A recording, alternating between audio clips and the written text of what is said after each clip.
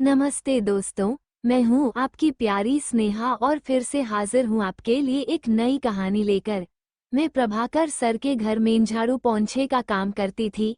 Sir के कहने पर मैंने उनके ऑफिस में भी झाड़ू पोंछा करने का काम ले लिया। मैं पहले दिन जब ऑफिस में साफ सफाई के लिए गई, उस वक्त एक आदमी कुर्सी पर बैठे थे। मैं बिना कुछ कहे और अपना परिचय दिए अपना काम करने लगी। पहले दिन हम दोनों के बीच कोई बात नहीं हो पाई थी, या यूं कहूं कि हम दोनों ने ही आपस में बात करने की कोशिश नहीं की थी। दूसरे दिन जब मैं ऑफिस पहुंची, तो उस आदमी ने मुझसे मेरा परिचय पूछा। मैं उनकी नज़रों को भांप गई और मैंने हंसते हुए उनकी तरफ देखा और अपना परिचय देते हुए उनसे कहा, मेरा नाम स्नेहा है, अंकल जी। अंकल ने कहा, स्नेहा, बड़ा प्यारा नाम है, पर क्या तुझे मालूम है कि तेरे नाम का क्या मतलब होता है? मैं बोली, हाँ मालूम है, सर। मेरे नाम का मतलब होता है प्यार करने वाली। वो सर बोले, तो तू किसे प्यार करती है? मैंने कहा, मैं सबको प्यार करती हूँ। फिर उन्होंने पूछा, क्या मुझे भी? मैंने कहा, हाँ हाँ क्यों नहीं, सर। मैं आपको भी ढेर सारा प्यार करूंगी और आपकी दोस्त बनकर रहूंगी। मेरी बातें सुनकर सर के चेहरे पर खुशी की लहर दौड़ गई थी। 2 दिन यूं ही बीत गए। ऑफिस 9:30 बजे खुल जाता था और लोगों का आना जाना भी शुरू हो जाता था, इसलिए तीसरे दिन सर ने मुझे आधा घंटे पहले आने के लिए कहा। सर बोले, तुम लोगों के आने के बाद सफाई के लिए आओगी तो दिक्कत होगी, इसलिए तुम आधा घंटे जल्दी आया करो।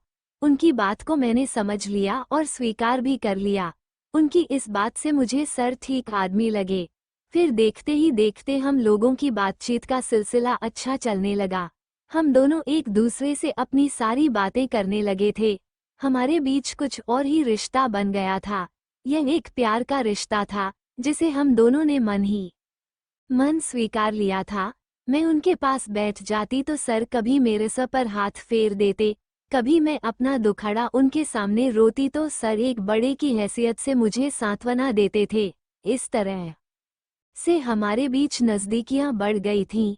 हम लोगों की रोज़ाना ऑफिस में मुलाकात होती थी, खूब सारी बातें होती थीं। वे मुझे पैसों से मदद भी करते थे, इसी वजह से शायद हमारा रिश्ता काफ़ी प्रगाढ़ हो गया था। अब मैं सर से खुलकर मिलने लगी थी। हमारी बातों से ऐसा लगता था कि मैं उनकी सगी जैसी ही हूँ। वो मुझे अपने घर भी बुला लेते थे, कभी मेरे घर आ जाते थे। मैं उनसे पूरे अधिकार से बात करने लगी थी। फिर वैलेंटाइन डे के दिन पहले सर ने मुझे लाल रंग की साड़ी दी और दूसरे दिन उसी साड़ी को पहनकर ऑफिस में आने को कहा, जिसे मैंने खुशी खुशी मान लिया। मैं साड़ी पहनकर ऑफिस आ गई। उस दिन उन्होंने मुझे आशीर्वाद की तरह सर पर हाथ फेरा और बहुत अपनापन जताया। मुझे भी उनके साथ बैठकर बेहद सुकून मिला।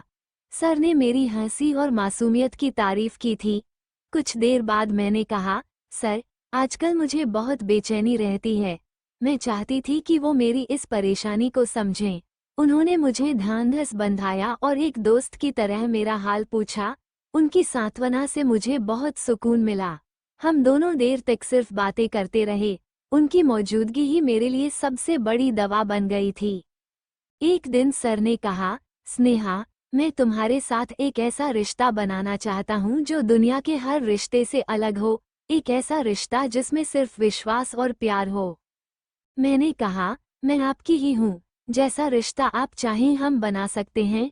मैंने भीतर से दरवाज़ा बंद कर दिया था। मैं जाकर सोफे पर बैठ गई। सर आकर मेरे बगल में बैठ गए और हम दोनों बातें करने लगे। उन्होंने मुझसे मेरे बचपन के बारे में पूछा, मेरे सपनों के बारे में पूछा और हम दोनों ने एक दूसरे के जीवन के कई पहलुओं को जाना। ये बातचीत मेरे लिए बहुत सुकून भरी थी। फिर एक दिन उन्होंने कहा, मैं तुम्हें हमेशा अपने पास रखना चाहता हूँ।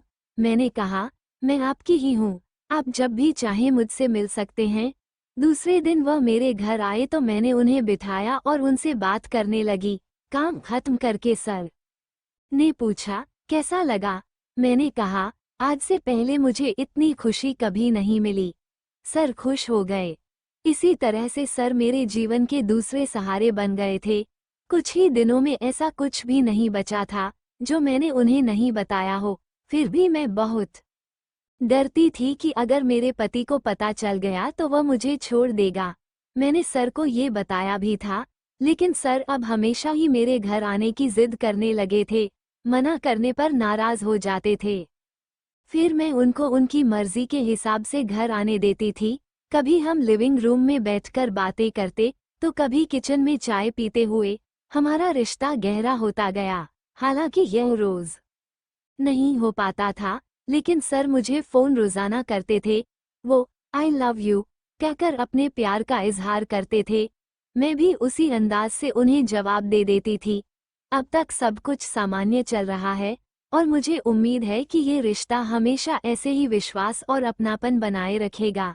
तो दोस्तों, अगर आपको ये कहानी पसंद आई हो तो लाइक करें, अपने दोस्तों के साथ शेयर करें और कमेंट करके हमें अपनी राय ज़रूर बताएं। ऐसी ही और बेहतरीन कहानियों के लिए हमारे चैनल को सब्सक्राइब करना न भूलें। धन्यवाद।